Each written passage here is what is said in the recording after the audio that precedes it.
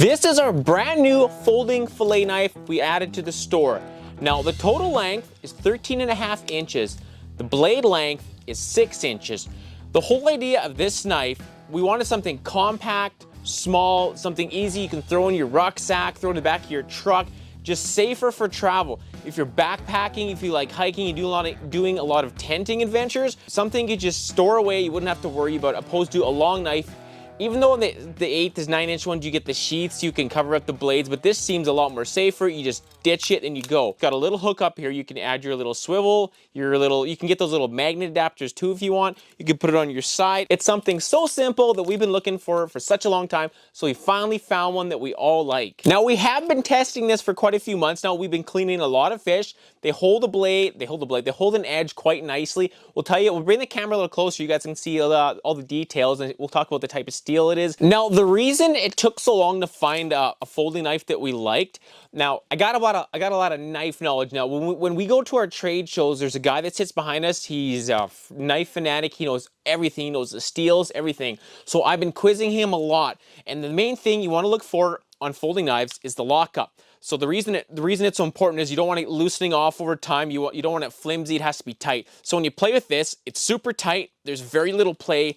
Everything. So that's going to determine the longevity of your knife, as long as it has a good lockup and obviously good steel. Another thing we need to mention, obviously it's a 6-inch. It's more so aimed towards panfish, smaller trout, but you still can do bigger fish. It's just a little trickier. You got to be a little more careful. You got to fight the fish a little bit more if you get like big walleyes or something like that. But it's still very possible to do bigger fish. Once again, the whole idea was meant to be just like a backpacking knife, something easy, foldable. You can just store it away, put it in your pocket, clip it on, whatever you want to do with this when you get the carabiners. It's just, that's the whole idea, and I'm super pumped about using this knife. So this knife has 5 CR15 stainless steel. It's a very common steel in culinary, camping, indoor, outdoor. It's used all over. It's a hard steel. It's designed to be resharpened easily and hold an edge. That's the most important part when you're looking for knives. You want to get the quality. You can easily resharpen and hold an edge. In fillet knives, it doesn't matter how much you spend. Eventually, you're going to have to find something.